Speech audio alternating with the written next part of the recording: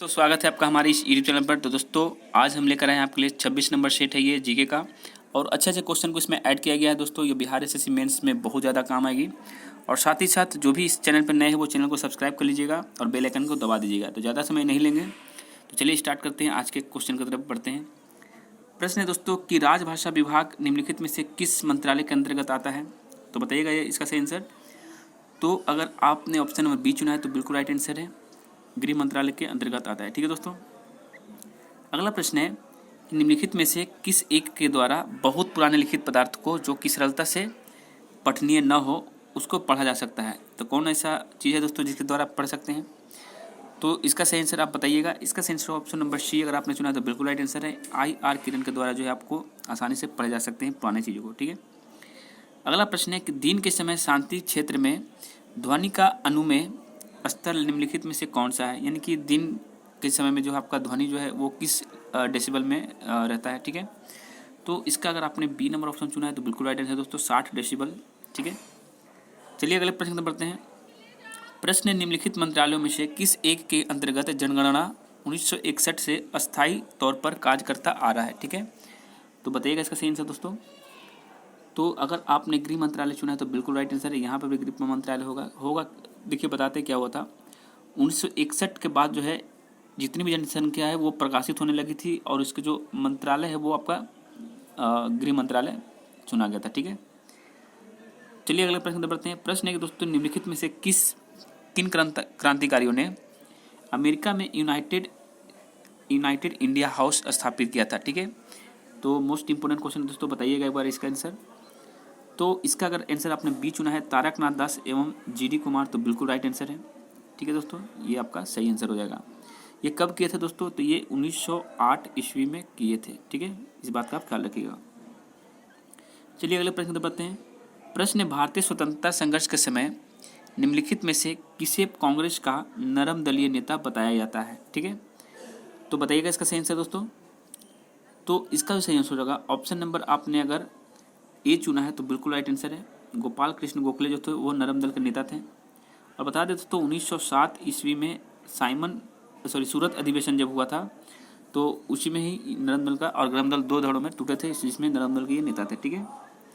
चलिए अगले प्रश्न की तरफ बढ़ते हैं दोस्तों।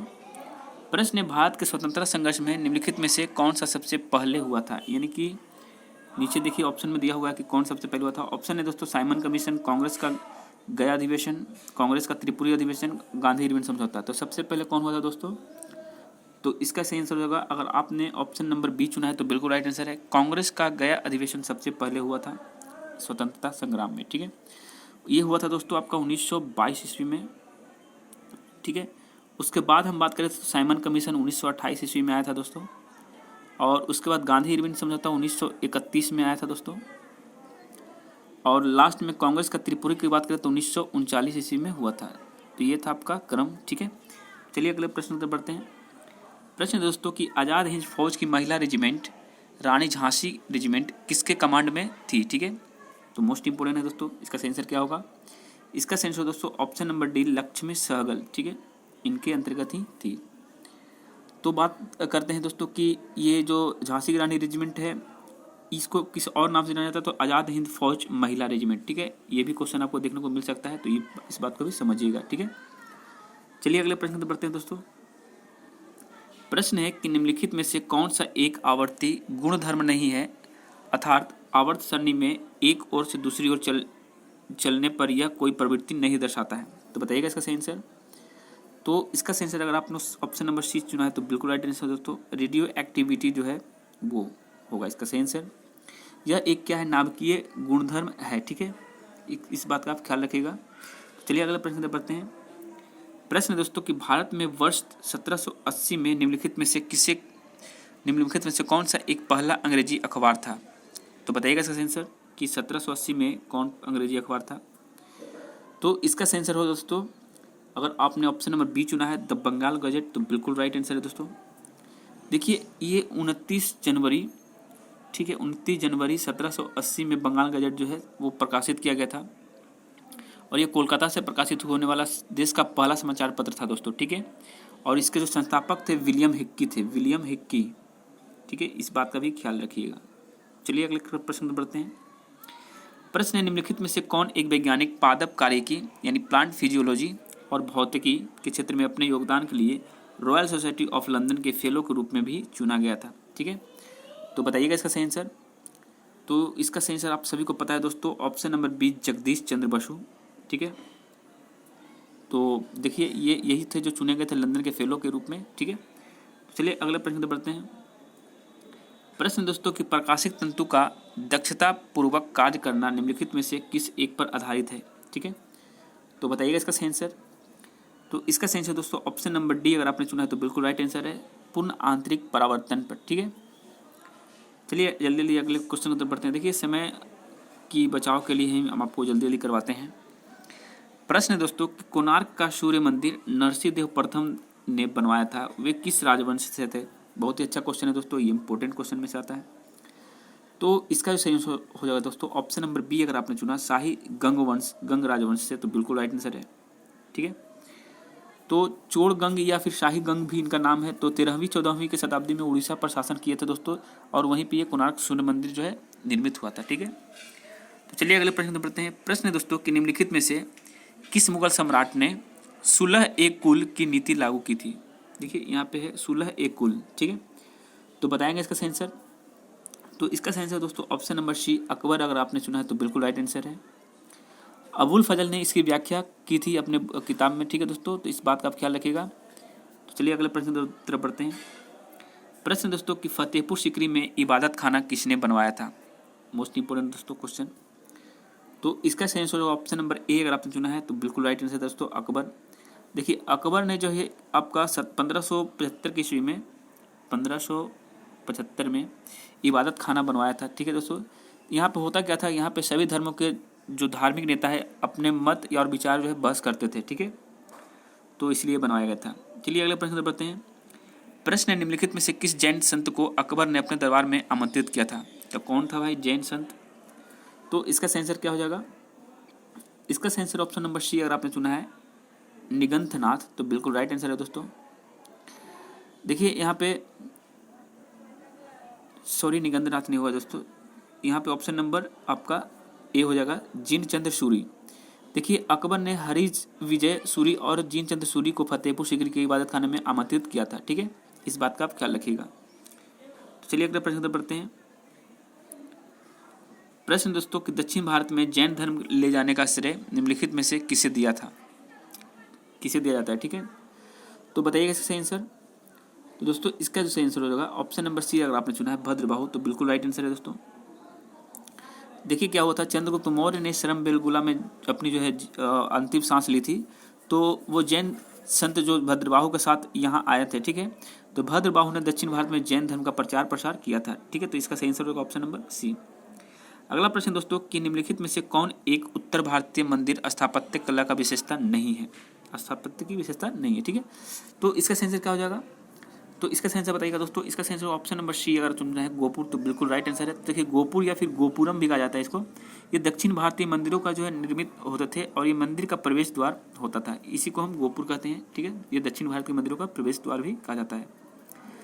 और इसको जो आपको मतलब एक तरह से देखा जाए तो प्रचलन कौन किया दोस्तों, तो ये चोलों ने यानी कि पांडे या फिर चोलो शासकों ने इसको विकसित किया था। ठीक है, अगला प्रश्न दोस्तों कि मृत्तिका शिल्प, मृद भांड और कांच उद्योगों के श्रमिकों को सामान्यतः होने वाले व्यापारिक स्वास्थ्य संकटों में से एक कौन सा संकटक है। यानी कि जो कांच के उद्योग में या फिर मृद भांड में या फिर मृत्तिका शिल्प में काम करते हैं उनको कौन सी बीमारी होने की ज़्यादा संकट रहती है। ठीक है, तो इसका सही आंसर हो दोस्तों, अगर आपने ऑप्शन नंबर सी चुना है तो बिल्कुल सही आंसर है सिलोकोसिस। ठीक है, सिलोकोसिस जो है इसका राइट आंसर होगा दोस्तों। ठीक है, चलिए अगले प्रश्न पढ़ते हैं। चलिए अगले प्रश्न की तरफ बढ़ते हैं दोस्तों। प्रश्न क्या कहता है कि निम्नलिखित में से कौन सा वैक्सीन डिप्थीरिया के रोग से बचा सकती है। ठीक है, तो बताइएगा दोस्तों इसका सही आंसर क्या होगा। देखिए डिप्थीरिया एक ऐसा बीमारी था जो 2000 ईस्वी में पूरे वर्ल्ड में हुआ था दोस्तों, और लगभग इसमें 30,000 लोग जो संक्रमित हुए थे इस बीमारी से, और 3-4 हज़ार लोगों की जान भी गई थी। तो डिप्थीरिया की जो वैक्सीन बनी थी दोस्तों उसका नाम था DPT। ठीक है, तो इस बात का आप ख्याल रखिएगा कि डिप्थीरिया जो है वो आपका ऑप्शन नंबर ए अगर आपने चुना तो बिल्कुल राइट आंसर है दोस्तों। और चलिए अगले प्रश्न की तरफ बढ़ते हैं।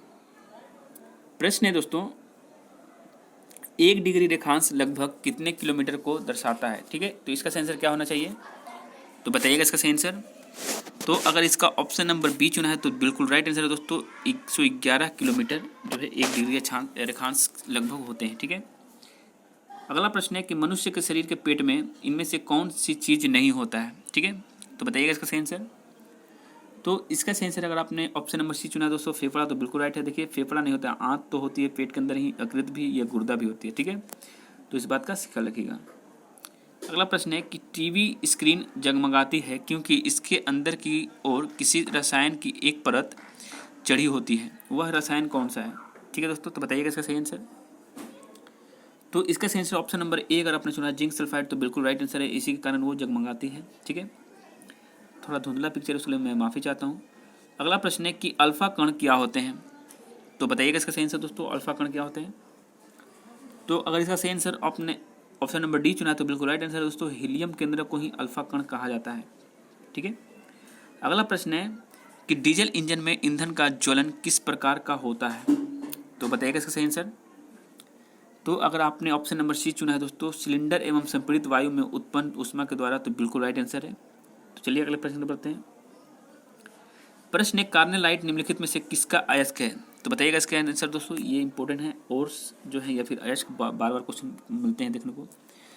तो अगर आपने डी नंबर ऑप्शन चुना तो बिल्कुल राइट आंसर दोस्तों, मैग्नीशियम का कार्नेलाइट होता है। ठीक है, चलिए अगले प्रश्न पर बढ़ते हैं। प्रश्न है, तस्मानिया किस देश का अंग है? तो बहुत ही अच्छा क्वेश्चन है, बताइएगा इसका सही आंसर। तो इसका सही आंसर दोस्तों ऑप्शन नंबर डी अगर आपने चुना तो बिल्कुल राइट आंसर है, यह ऑस्ट्रेलिया के अंतर्गत आता है तस्मानिया। ठीक है, तो चलिए अगले प्रश्न पर बढ़ते हैं। प्रश्न है कि द्वितीय गोलमेज सम्मेलन में गतिरोध का मुख्य मुद्दा क्या था? ठीक है, तो बताइएगा इसका सही आंसर। तो इसका सही आंसर ऑप्शन नंबर बी, अल्पसंख्यक के मुद्दा उठाया गया था दोस्तों ये द्वितीय गोलमेज सम्मेलन में। तो इसका ऑप्शन नंबर बी अगर आपने चुना तो बिल्कुल राइट आंसर है। अगला प्रश्न है कि ग्रेट बैरियर रीफ जो कि विश्व की सबसे बड़ी प्रवाल भीति है दोस्तों, ग्रेट बैरियर रीफ, तो ये स्थित कहाँ है? तो बताइएगा इसका सही आंसर। तो दोस्तों इसका जो आंसर होगा ऑप्शन नंबर ए अगर आपने चुना है तो बिल्कुल राइट आंसर है दोस्तों। ठीक है, और बता दें दोस्तों इसके बारे में कुछ, ऑस्ट्रेलिया में देखिए पड़ता है, ये ऑप्शन नंबर ए की बात करें तो ये ऑस्ट्रेलिया में पड़ता है। और साथ ही देखिए दोस्तों एक बात और है इसमें कि ये जो द्वितीय गोलमेज सम्मेलन है 1931 में हुआ था, इस बात का भी आप ख्याल रखिएगा, 7 सितंबर को। ठीक है, और ये जो हुआ था दोस्तों, ये इस गोलमेज सम्मेलन के बाद गांधी जी जो है बहुत ज़्यादा दुखी हो गए थे। ठीक है, इस बात का आप ख्याल रखिएगा। तो चलिए अगले प्रश्न पर बढ़ते हैं। अगला प्रश्न दोस्तों कि घास विहीन प्रदेशों की मिट्टी कहलाती है। ठीक है, तो बताइए इसका सही आंसर क्या होगा। तो इसका सही आंसर अगर आपने ऑप्शन नंबर ए चुना है मरुस्थली, तो बिल्कुल राइट आंसर दोस्तों। जहाँ पे देखिए घास ही नहीं है या फिर कोई पौधे ही नहीं तो मरुस्थल में गिनती आएंगे। ठीक है, चलिए अगले प्रश्न पर बढ़ते हैं। प्रश्न है कि प्रसिद्ध टेनिस खिलाड़ी जस्टिन हेनिन हॉर्डन किस देश के हैं? ठीक है, जस्टिन हेनिन हॉर्डन ये टेनिस खिलाड़ी हैं प्रसिद्ध। तो इसका सही आंसर क्या हो जाएगा? इसका सही आंसर हो दोस्तों ऑप्शन नंबर सी अगर आपने चुना बिल्कुल राइट आंसर है, बेल्जियम कहेंगे। चलिए अगले प्रश्न पर बढ़ते हैं। प्रश्न है, एलो रेटिंग शब्द किस खेल से संबंधित है? देखिए दोस्तों एलो रेटिंग, तो इसका सही आंसर क्या होगा? अगर आपने ऑप्शन नंबर बी चुना है शतरंज, तो बिल्कुल राइट आंसर दोस्तों, ये जो शतरंज के खेल में ये शब्द आते हैं। ठीक है, अगला प्रश्न है कि जल, कांच व हीरे में प्रकाश की चाल निम्नलिखित क्रम में होती है, तो बताइएगा इसका सही आंसर। तो देखिए दोस्तों इसका सबसे ज़्यादा जल में होता है, उसके बाद कांच में, उसके बाद हीरा में, तो ऑप्शन नंबर बी अगर आपने चुना तो बिल्कुल राइट आंसर है दोस्तों। अगला प्रश्न क्या कहता है कि भारत में ब्रिटिश साम्राज्य के विस्तार के लिए सहायक संधि की नीति का अनुसरण किस गवर्नर जनरल ने किया था? ठीक है, तो बताएंगे इसका सही आंसर। तो इसका सही आंसर हो जाएगा ऑप्शन नंबर सी अगर आपने चुना तो बिल्कुल राइट आंसर है, लॉर्ड वेलजली। ठीक है, बताइएगा दोस्तों आप लोग कितने इसमें सोल्व कर पा रहे हैं और कितने मार्क्स आपके आ रहे हैं, जरूर बताइएगा नीचे में। अगला प्रश्न है कि देशी रियासतों की शासकों की मान्यता समाप्त करने के साथ ही प्रिवी पर्स को भी किस प्रकार संविधान संशोधन द्वारा समाप्त कर दिया गया? ठीक है, तो इसका सही आंसर क्या होगा? इसका सही आंसर होगा दोस्तों ऑप्शन नंबर ए, यानी 26वें संविधान संशोधन द्वारा क्या हुआ था कि देशी रियासतों की शासक की जो मान्यता जो थी वो समाप्त कर दी गई थी, और साथ ही पीवी पर्स को भी समाप्त कर दिया गया था। ठीक है, चलिए अगले प्रश्न पर बढ़ते हैं। प्रश्न, संविधान सभा में देशी रियासतों के कुल कितने सदस्य चुने जाते थे? ठीक है, तो बताइएगा इसका सही आंसर। तो इसका सही आंसर दोस्तों ऑप्शन नंबर बी अगर आपने चुना है तो बिल्कुल राइट आंसर है 93। ठीक है, प्रश्न, प्रकाश की चाल सबसे पहले किसने ज्ञात की? बहुत ही अच्छा क्वेश्चन है दोस्तों, इंपॉर्टेंट क्वेश्चन है। तो इसका सही आंसर अगर आपने ऑप्शन नंबर डी चुना है तो बिल्कुल राइट आंसर है। रोमन ने सबसे पहले प्रकाश की जो चाल के बारे में बताया था। ठीक है, अगला प्रश्न कि आतिशबाजी में लाल रंग निम्नलिखित में से किसकी उपस्थिति के कारण होता है? देखिए, जो पटाखे फोड़ते हैं उसमें लाल रंग आता है, किसकी उपस्थिति के कारण दोस्तों पटाखे में? तो इसका सही आंसर अगर आपने ऑप्शन नंबर सी चुना है स्ट्रोंशियम तो बिल्कुल राइट आंसर है दोस्तों। तो चलिए अगला प्रश्न पढ़ते हैं। प्रश्न, निक्की किस देश का शेयर सूचकांक है? तो बताइएगा इसका सही आंसर निक्की के बारे में। तो आपने सी चुना है तो बिल्कुल राइट आंसर है दोस्तों, ये आपका जापान देश का जो है शेयर है, सूचकांक है। ठीक है, अगला प्रश्न है कि विश्व युद्ध द्वितीय में भारतीय सैनिक मोंटे कैसिनो की लड़ाई में बड़ी वीरतापूर्वक लड़े थे। मोंटे कैसिनो कहाँ स्थित है? यानी कि हमारा जो इंडियन भाई लोग लड़े थे वर्ल्ड वार द्वितीय में दोस्तों, तो वहाँ पे जो लड़े थे मोंटे कैसिनो में, तो ये इस जो स्थान है वो कहाँ पड़ता है? तो इसका अगर आपने ऑप्शन नंबर बी चुना है तो बिल्कुल राइट आंसर दोस्तों, इटली में पड़ता है ये मोंटे कैसिनो। ठीक है, अगला प्रश्न है कि निम्नलिखित को सुमेलित कीजिए। देखिए यहाँ पे दिया हुआ दोस्तों कि रबड़ आंध्र प्रदेश, सोयाबीन केरल, मूंगफली उत्तर प्रदेश। तो देखते हैं इसका एक बार क्या होता है, रबड़ कौन कहाँ पाया जाता है दोस्तों। तो इसका सही आंसर एक बार देख सकते हैं, इसका सही आंसर होगा ऑप्शन नंबर बी। एक बार बताते हैं कैसे। देखिए, रबड़ जो है आपका केरला में पाया जाता है दोस्तों। सोयाबीन की बात करें तो मध्य प्रदेश में, सोया प्रदेश भी बोला जाता है उसको संग में। ठीक है, मूंगफली की बात करें दोस्तों तो इसका हो जाएगा उत्तर प्रदेश, और गेहूं की बात करें तो दोस्तों आंध्र प्रदेश। ठीक है, तो यही कुल थी। तो इसका चलिए इसके बाद अगले क्वेश्चन की बढ़ते हैं। प्रश्न, बाबा गरिया पूजा त्यौहार मनाया जाता है, कहाँ मनाया जाता है दोस्तों? बताइएगा इसका सही आंसर। तो ये जो बाबा गरिया पूजा त्यौहार है ये आपका त्रिपुरा राज्य में मनाया जाता है, तो इस बात का सही आंसर हो जाएगा। ठीक है, अगला दोस्त है कि कासमास 2406 ये क्या है? तो ऑप्शन में देखिए, एक सुपर कंप्यूटर, एक उपग्रह है, या फिर मानव रहित विमान है, या फिर उसका मंगल ग्रह अभियान है। तो इसका जो बिल्कुल राइट आंसर है दोस्तों ऑप्शन नंबर बी, यह एक सैन्य उपग्रह है। सैन्य मतलब एक लड़ाई वाला उपग्रह है। ठीक है, कॉस्मोस 2406। चलिए अगले प्रश्न बढ़ते हैं। प्रश्न, एक निम्नलिखित में से कौन सा बायोडीजल पौधा है? तो बताइएगा इसका सही आंसर। तो इसका सही आंसर दोस्तों ऑप्शन नंबर सी, रतन ज्योत जो है ये आपको बायोडीजल पौधा है। ठीक है, देखिए इसके बारे में और कुछ जानकारी अगर मिलती है तो हम आपको जरूर बता देते हैं। ठीक है, अगला प्रश्न दोस्तों कि श्रीहरिकोटा द्वीप अवस्थित है, कहाँ है? बोलिएगा इसका सही आंसर।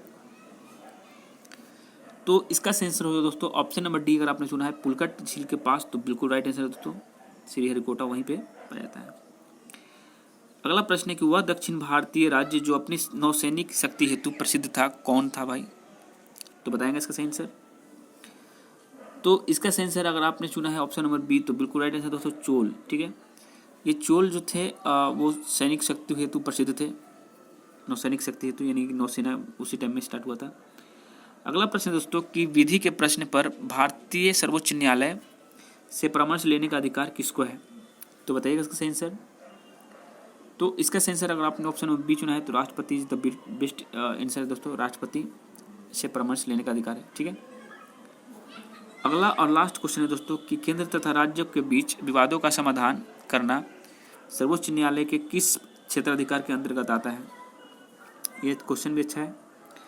तो इसका सही आंसर क्या होगा? इसका सही आंसर होगा दोस्तों ऑप्शन नंबर डी, प्रारंभिक अधिकार है। ठीक है, तो यही टोटल 50 क्वेश्चन थे। इसमें क्वेश्चन थोड़ा टफ लेवल के थे दोस्तों, तो आप लोग थोड़ा कम भी सॉल्व किए होंगे। तो कितना किए आप जरूर हम बताइएगा। अगर वीडियो अच्छी लगे तो लाइक करिए, शेयर करिए, सब्सक्राइब करिए। जय हिंद, जय भारत।